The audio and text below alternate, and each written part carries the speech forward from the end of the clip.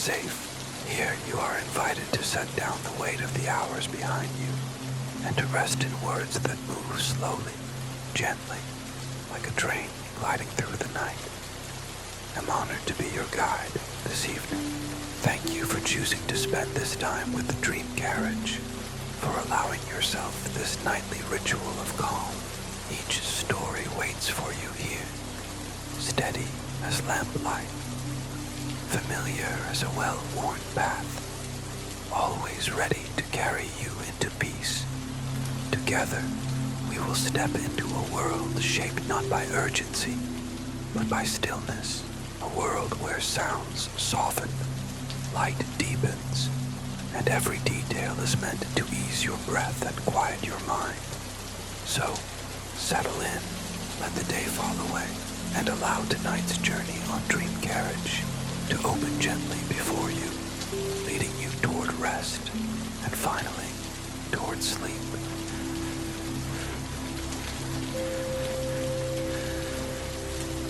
The Pocket family is sound asleep on the kitchen windowsill. They're hidden behind boxes piled high on the counters. They've made themselves very comfortable here among the cloths and cleaning products. Mr. and Mrs. Pocket, known affectionately as Mar and Pa, lie side by side. They're tucked within the folds of a dusting cloth. Mar is snoring, and every time she exhales, the yellow fabric rises in the air. Next to her, Pa sleeps deeply, an expression of peace and contentment on his face. Nearby, the Pocket children sleep just as soundly. Both Matilda and Joe have made their beds within the wisps of a feather duster. It's so large and fluffy that it's like sleeping on a cloud. Of course, the family don't usually sleep on the kitchen windowsill among cloths and cleaning supplies. For years, they slept in their own secret bedrooms, hidden in an old tissue box with the back of a kitchen cupboard. There, they lived in blissful solitude for many years. They rarely ever glimpsed the elderly couple who owned the place, or indeed any humans at all. But last month, the moving van arrived. Every cupboard was cleared out, including theirs, as the elderly couple packed everything into cardboard boxes. All of a sudden, the Pocket family had lost their old home. But they weren't too worried. They saw it as an opportunity for adventure and exploration, and an exciting new chapter in their family story.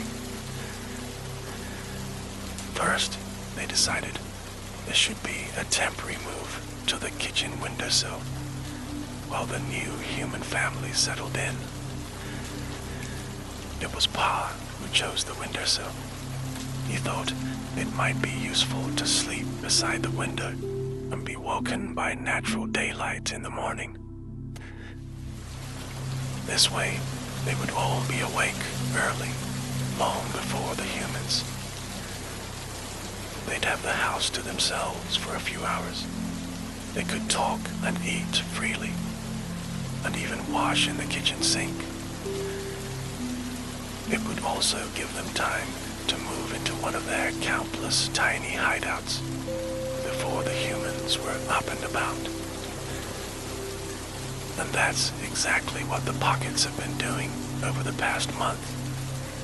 They've been observing the new homeowners from behind boxes, underneath furniture, and through cracks in the skirting board. Like the previous residents, these new humans are a family of two. They're called the Grangers. There's a mom in her early 30s and a very smiley 5-year-old daughter. Granges have many friends, kind people who have spent the last month helping to move furniture, paint walls, and unpack various new objects around the house. According to Matilda Pocket, this is proof that the Granges are nice people. They must be nice to have so many friends willing to help them out. The rest of the Pocket family agrees. They've overheard conversations between the mother and daughter. The Granges seem to be some of the most kind and gentle humans that the Pockets have ever encountered. At bedtime, the mother sits at the edge of her daughter's bed, reading stories until the girl falls asleep. Then, the mother tucks her into the bed sheets, kisses her forehead, and tiptoes softly out of the room. The Pocket children are often a secret audience for these bedtime stories.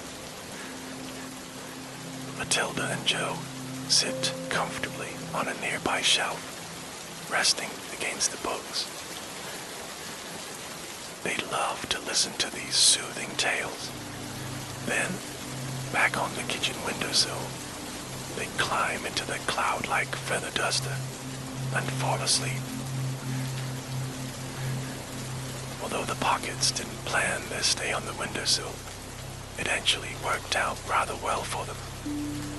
In many ways, the last month has felt like an extended family holiday. The windowsill is the ideal vacation spot. They've dined like royalty on takeaways left on the kitchen counter, and they've enjoyed access to a constant supply of fresh water from the taps.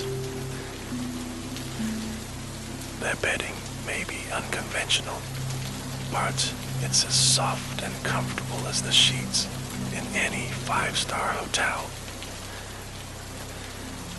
Ma and Pa have grown particularly fond of their velvety dusting cloth with its scents of lemon and lavender. But they all agree that the best thing about their new home on the windowsill is the reason Pa suggested it in the first place. They love the sheer beauty of the light radiating through the window. It's particularly beautiful now, at dawn, as the sun begins to rise and soft light disperses through the glass. It casts a golden sheen across the family's sleepy faces, warming their skin with its gentle touch. Across the sill, each member of the family begins to stir. They shuffle in their bedding and stretch their arms and legs. Joe is the first to get up. He's the tallest of the bunch. Joe yawns happily, stretching his arms above his head. Then he reaches down towards his toes, feeling the stretch through his back and legs. Finally, he sits down, cross-legged, to admire the sunrise through the kitchen window. It's the kind of moment that anyone would appreciate, watching the sun rising through a clear blue sky. But having spent a lifetime waking in the back of a dark cupboard, Joe particularly appreciates this view. So do the rest of the Pockets, who soon come to sit beside him. Recently, this has become their morning ritual. They climb out of bed, sit facing the glass, and look out at the sunrise. Together, they watch as the massive orb of golden light slowly inches upwards in the sky. It gradually reveals the natural beauty of the back of the house. There's a rectangular lawn bordered by rose beds with a stone fountain at its center. Beyond the grass stands a typical wooden shed, painted the same chestnut red as the fence that encloses the space. To human eyes, it seems like an attractive yet ordinary garden. But the tiny people on the windowsill see it differently. Through their eyes, everything is elevated in size and grandeur. The garden becomes a kingdom, protected by the soaring fences that stretch up towards the sky. The shed is like a massive royal palace, a vision of chestnut red magnificence shimmering in the sunlight. And in front of the palace, there are the royal gardens. It's a vast landscape of emerald countryside, flanked on either side by rose bushes as tall as trees. They look like an enchanted forest, its canopy sprinkled with ruby-like blooms. It's a spectacular sight. And what stands out above all else is the garden's most recent addition, the ivory fountain at its center.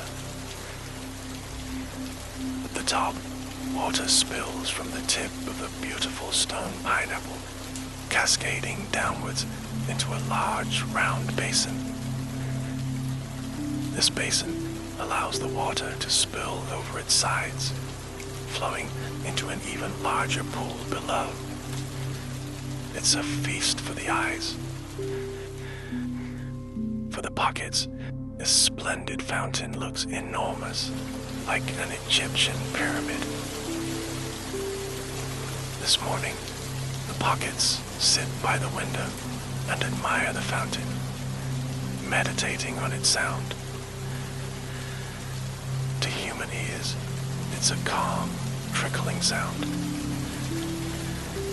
But to the pockets, it's a series of magnificent, gushing waterfalls. The fountain is like their very own Niagara Falls, right outside the window. As the sun rises, patterns of light bounce on the water, resembling sparkling diamonds. The sight is so beautiful that Pa feels inspired.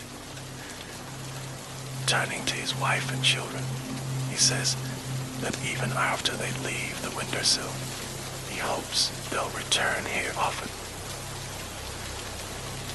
Once the sun has risen, the family slip down from the sill one by one, making their way past the kitchen sink. They often have showers in the sink, taking it in turns to climb down the plug chain and stand beneath the dripping tap. There's nothing quite like that cool water to rouse the senses in the morning. But today, they're just passing by. There's no need for an invigorating wash right now. With the prospect of adventure ahead, the pockets are energized and more cheerful than ever.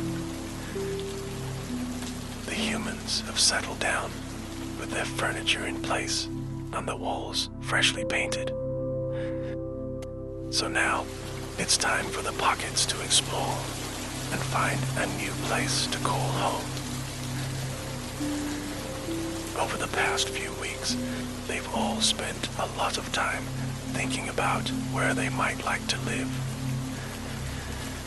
Each member of the family has a preferred place in mind. Ma and Pa are great believers in fairness and equality, so they've decided that each person's choice will be looked at and considered.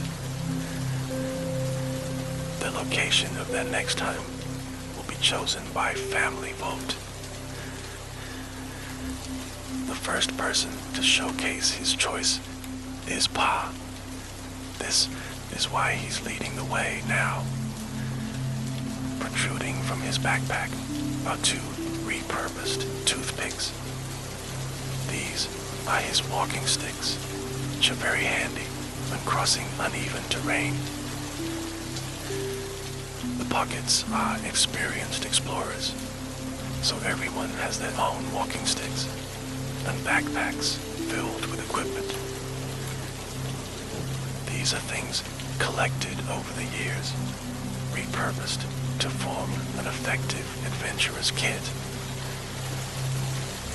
The pockets rely on these tools whenever they head out. For instance, their climbing ropes are a combination of knotted string, safety pins, and picture hooks.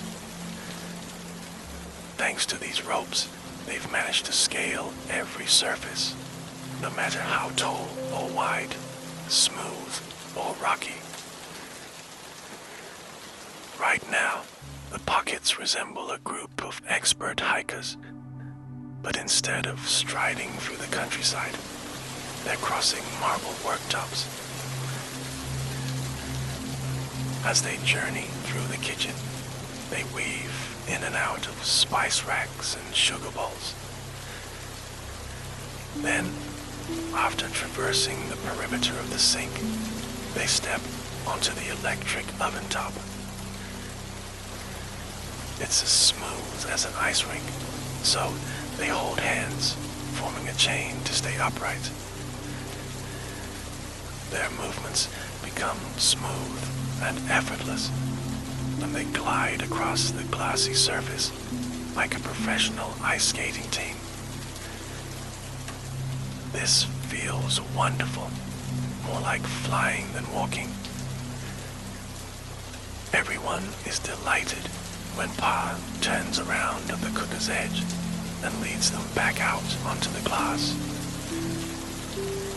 They twist and twirl, moving so gracefully that you'd think they were one person, not four. All of the pockets beam from ear to ear, even as they leave the cooker and make their way towards Pa's chosen place. They've almost arrived. Now, they pull out the climbing ropes and descend the microwave, with Pa leading the way. Then, once they're all standing on top of the microwave, Pa throws his rope upwards. It goes up through a rectangular gap in the base of the cupboard above them. Pulling on the rope, Pa checks that the picture hook at the other end is fixed firmly into place. Then, he climbs up the rope until he's inside the cupboard and waits for the others to join him. For the rest of the family, this cupboard seems a little unusual. It's the first time they've seen one with a giant mechanical device inside it. This is the humans' boiler, Pa tells them. It provides the heat that keeps the house nice and warm. He leads them behind the machine to a spot where balls of cotton wool have been laid out like a sofa and chairs. At Pa's suggestion, the family sit down, their tiny bodies sinking into the snug fabric of the cotton wool. Instantly, they're struck by the coziness of this place and the blanket of warm air around the boiler. It's a lovely, relaxing spot, the kind of place where one might sit and read a book, especially on days when it's cold and wet outside. When Pa brings out a tray of tiny foil mugs filled with hot chocolate, it feels even more like home. As he serves them out, he explains that all it takes is a speck of cocoa dust, a drop of water from the nearby tap, and a minute beside the boiler. Then, there's enough hot chocolate for the whole family. The pockets are impressed. The hot chocolate tastes so utterly delicious. It's creamy and milky, combining the flavors of luxurious dark chocolate with a hint of sweet mint. And they're excited about the place too, picturing what it might become once decorated and furnished. They imagine nights full of chit-chat and comfort, and this luxurious hot cocoa. And in the morning, they can climb down into the kitchen, making a beeline for the windowsill and its spectacular view. How wonderful it would be, sitting together every morning to admire the beauty of the waking world. The whole family are enthralled by this warm and cozy space. But once the cups are empty, they're ready to journey on. Ma leads the group now. She throws the climbing rope downwards, catching the hook on the leg of a kitchen chair. Using a toothpick, she secures herself to the rope. Then, with her arms raised and a look of childlike mischief on her face, she zip wires down the rope. She lands effortlessly on the kitchen floor. The rest of the family soon follow. They all smile as they glide down, exhilarated by the ride. Then, they walk on across the smooth floor and below the towering height of the kitchen table. Soon, they arrive at a huge wooden sideboard.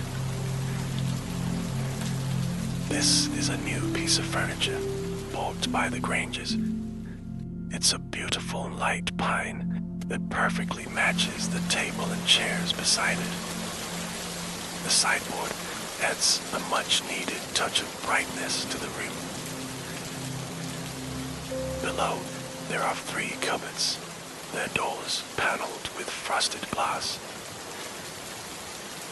Ma explains that the middle cupboard is their destination. Then she plants her toothpick down into the floor and vaults forward through the air, disappearing through a gap in the cupboard door. The other pockets follow her lead until the entire family are standing inside. Led by Ma, they weave their way around mountains of fine bone china. There are plates, bowls, teacups, and saucers. Some are so smooth and delicate that they're surely reserved for special occasions only. And some of the plates are decorated with hand-painted artwork of such beauty that Ma thinks they belong in a museum or gallery. Other items are plain in design, like the mounds of teacups. Their curved surfaces are so well polished that they're like mirrors. Matilda is particularly amused by her reflection. She's also surprised by how much she looks like a real explorer. Seeing herself like this, she feels quite proud, both of herself and her family. Matilda also feels a little braver than she felt before. Although she's the youngest and smallest in the family, she feels she can stand and walk a bit taller now, with the confidence of an intrepid adventurer. This moment is just one of many happy surprises for Matilda. As she turns a corner and reaches the back of the shelf, a table comes into view. Mar has prepared everything. The table itself is made from a single bottle top, and on its surface sits a giant loop of cereal. It's a breakfast unlike any the Pockets have seen before. This single piece of cereal looks like a giant donut of chocolatey, honey-sweet loveliness. And it's so large, it could feed the Pockets for a fortnight. As they look on in wonder, Ma explains her discovery. It seems that the little human girl eats cereal for breakfast every day. She always eats in the chair right beside this cupboard.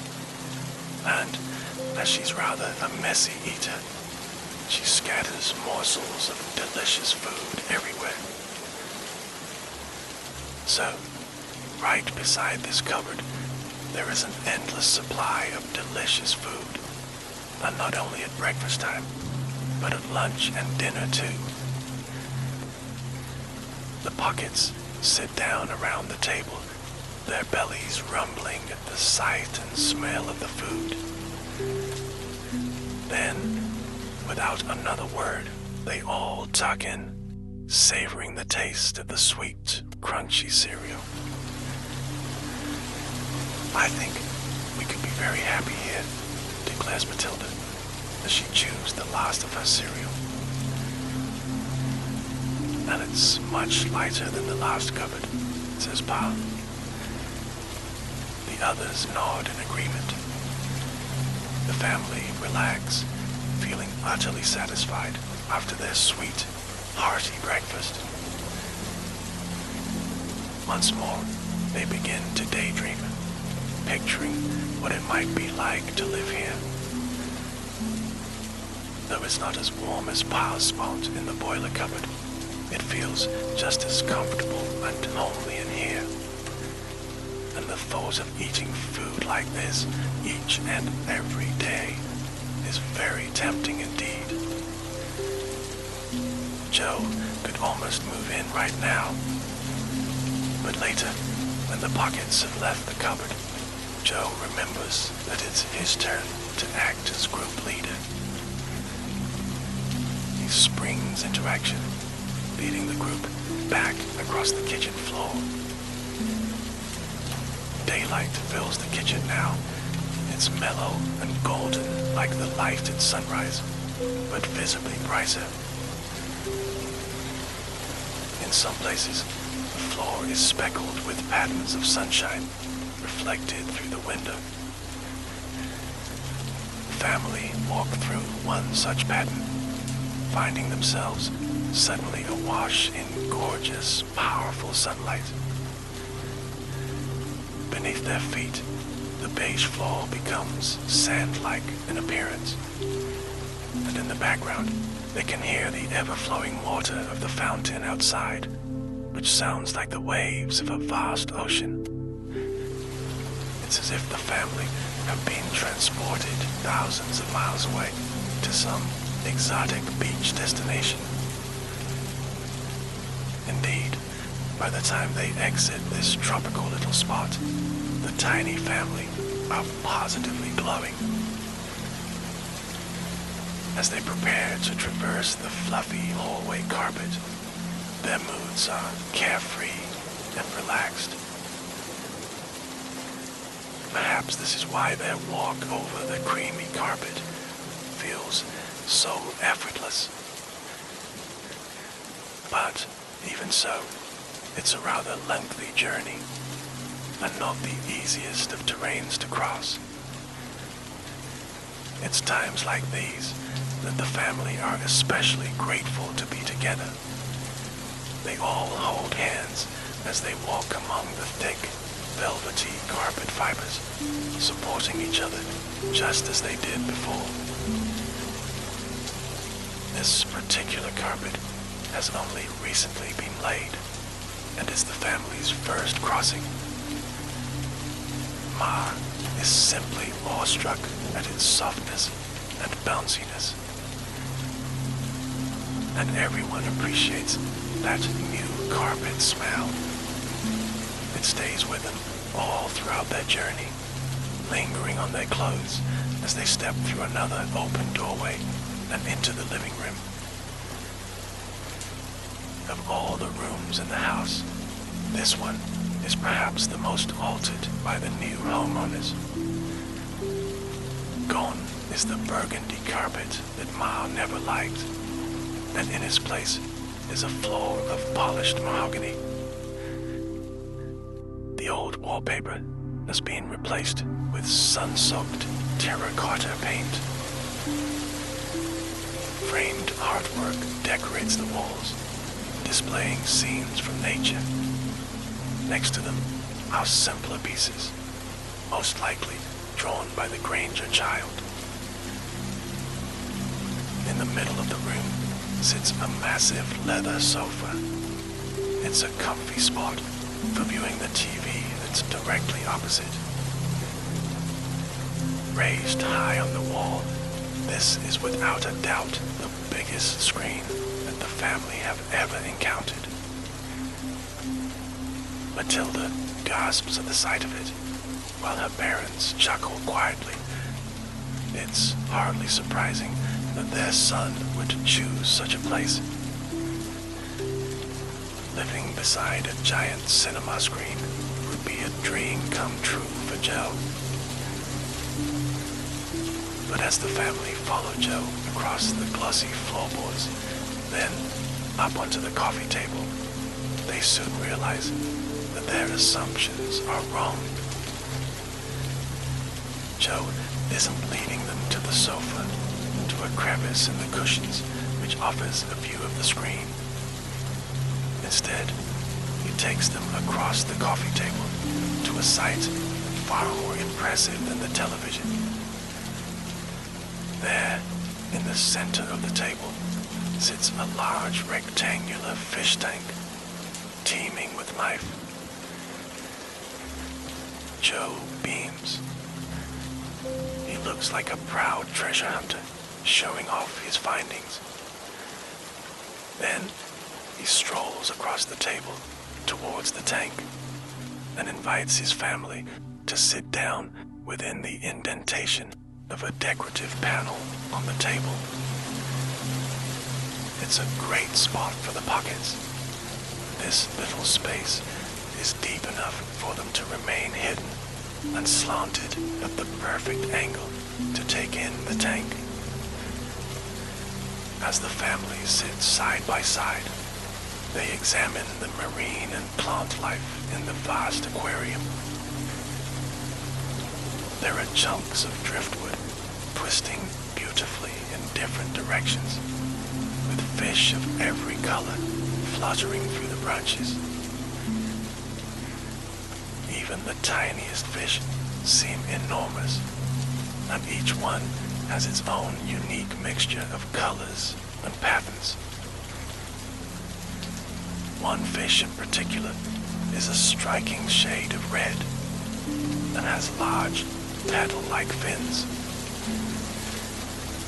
Joe explains that he has named this fish Rose. In part, this is because of her color, which is the same ruby red as the roses in the garden. And the way she moves also reminds him of rose petals. Her movements are so smooth and flowing. She's like a petal, floating through the water. For the third time today, the family are impressed. They all think it might be quite marvelous to move to such a place. Pa, in particular, has often dreamt of living beside the water. If they moved here, the family would have their own private ocean, a source of constant beauty and entertainment. And besides, it wouldn't be so difficult to set up their furniture beneath the nearby sofa leg, or perhaps in one of the table drawers below. But Pa is soon pulled from his daydreams. Matilda stands up, ready to show off her own pick of locations before the family cast their votes. Striding forward with confidence, she abseils down the coffee table, landing softly on the smooth mahogany floor. Then she turns, though not towards the hallway as the others expect. Instead, she guides the family further into the living room. They go past the coffee table and around the back of the sofa. Only Matilda has visited the spot, which is why she can't resist looking back at her family to flash a knowing smile. As she knows what is just around the corner, she finds it difficult to contain her delight. And very soon, the rest of her family are equally delighted. Right there, against the living room wall, is the little girl's dollhouse. It's so tall that its roof nearly reaches the arm of the sofa. The dollhouse opens out to reveal 3 floors of various rooms, connected by stairs at each level, and a lift at the side. There's a kitchen and living room on the ground floor, and a dining room and bathroom above. On the top floor, there are the bedrooms. One is larger, with a double bed at its center. And there are also 2 smaller rooms with single beds. Like every room in the house, the bedrooms are beautifully decorated and furnished with the most modern and stylish pieces. For some time, the Pockets stand here in silence, taking in the sights of this wonderful mansion. Like the other places they've seen in their travels today, it feels like home. But this place actually looks like home too. There's no longer any need to imagine furniture and decor, because it already looks better than anything they could have planned. It's a dream come true to each and every one of them.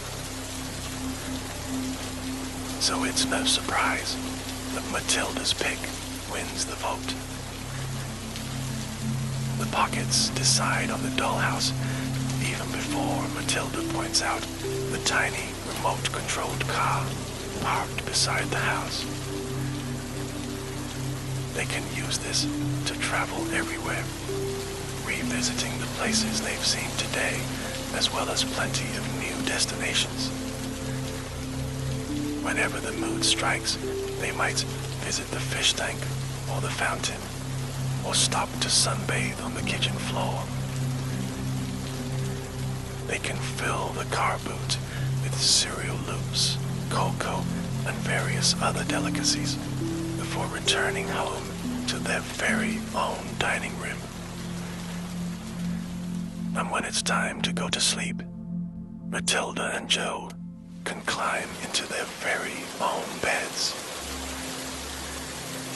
Here, they'll listen to a soothing bedtime story read by their parents.